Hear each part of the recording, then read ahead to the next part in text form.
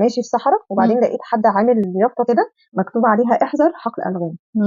هل يا ترى هتمسك الراجل اللي عمل اليافطه دي تقول له انت ليه تقول لي ما امشيش كده، انت ليه بتقيد حريتي، انت ليه بتمنعني من كذا، ولا العكس هتشكره انه هو حذرك ان هنا حقل الغام؟ هي الفكره ان احنا ننظر للحلال والحرام كده، ان هو ده حقل الغام ربنا سبحانه وتعالى بيحذرك منه. الحديث القدسي نفسه بيقول كده، يعني انتوا مش هتبلغوا نفعي فتنفعوني ولن تبلغوا ضري فتضروني. هو احنا اصلا يعني لو ان اولكم واخركم وكلنا على بعضنا كده اتجمعنا على افجر قلب رجل كنا اسوأ ناس في الدنيا، والله ده ما هيفرق مع ربنا سبحانه وتعالى اي حاجه، احنا هنفرق ايه؟ فكل حاجه سبحانه وتعالى بيقولها. عشان الشيخ الشعراوي يقول لك عبوديه الانسان لما كانت موجوده كانت العبد خيره بيذهب لسيده، اما انت عبوديتك لله فبيخلي السيد خيره يوصل للعبد. عكس تماما.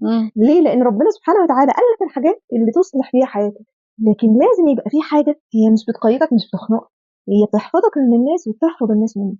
فده الدستور اللي ربنا سبحانه وتعالى عمله. وبعدين احنا بنلجأ لقوانين الدنيا وبنصدقها ونمشي وراها، رغم ان البشر عمرهم ما هيعرفوا نفسهم. الا يعلم من خلق وهو اللطيف الخبير. مين هيعرفنا اكتر من ربنا؟ تيجي تسمع قانون، كلام قانون، ما تسمعش كلام اللي سن القوانين واللي خلق البشر سبحانه وتعالى واللي نزل الدستور وبعت انبياء. ده الاولى.